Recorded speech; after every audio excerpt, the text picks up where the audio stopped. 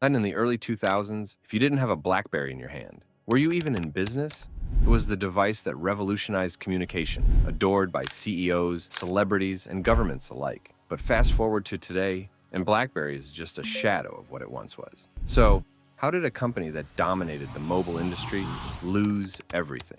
Today, we're diving into the rise and fall of Blackberry, how it went from being the ultimate status symbol to a case study in business failure. The story of Blackberry begins in 1996, when a small Canadian company called Research in Motion, or RIM, launched the world's first two-way pager.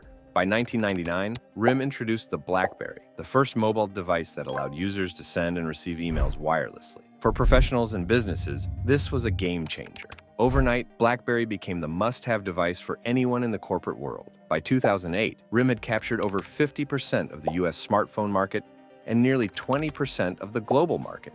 BlackBerry wasn't just a device, it was a status symbol. But what goes up must come down, and BlackBerry's fall would be swift and brutal. BlackBerry's meteoric rise can be attributed to its revolutionary email system. It wasn't just about making calls, it was about giving people access to their emails on the go, a feature that no other device could match at the time. The iconic QWERTY keyboard became a symbol of efficiency and productivity, while the BlackBerry Messenger, or BBM, created an exclusive messaging experience that was years ahead of its time. In 2006, Fortune magazine named RIM the fastest growing company in the world, with its stock price skyrocketing by over 5,000% in less than a decade. It was clear BlackBerry had become the undisputed leader in the smartphone market. But 2007 marked a pivotal moment, the year Apple unveiled the iPhone. Unlike BlackBerry, the iPhone offered a full touchscreen experience, opening up possibilities that BlackBerry had never considered. It wasn't just a phone, it was a mini computer. And the key difference?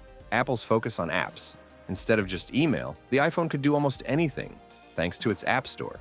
Meanwhile, Google's Android followed soon after, offering a cheaper alternative to Apple with a more flexible system. BlackBerry, however, didn't take the threat seriously. While Apple and Google were betting on touchscreens and apps, BlackBerry remained stubborn, doubling down on its physical keyboard and email-focused software. By the time BlackBerry realized its mistake, it was already too late. While its competitors were innovating, BlackBerry was lagging behind, clinging to outdated technology. The BlackBerry Storm, the company's attempt at a touchscreen phone, was a disaster. The device was clunky, the software was buggy, and the user experience couldn't compete with the sleek design of the iPhone or the flexibility of Android devices. BlackBerry also refused to open its ecosystem to third-party developers. While Apple and Android were building app ecosystems that attracted millions of users, BlackBerry's App Store remained barren, and its rigid focus on security made it difficult for developers to create exciting new apps. Then, there was the failure to recognize the shift in consumer behavior.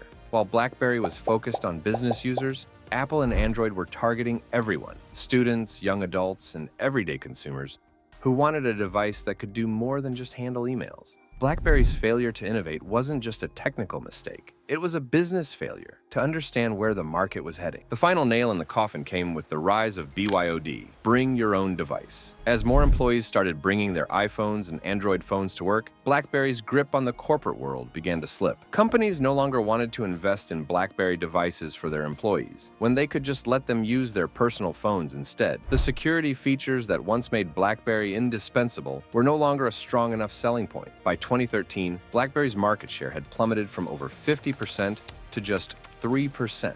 In a desperate attempt to stay relevant, the company tried pivoting to software, focusing on cybersecurity solutions and its QNX operating system. But the era of BlackBerry as a mobile giant was over.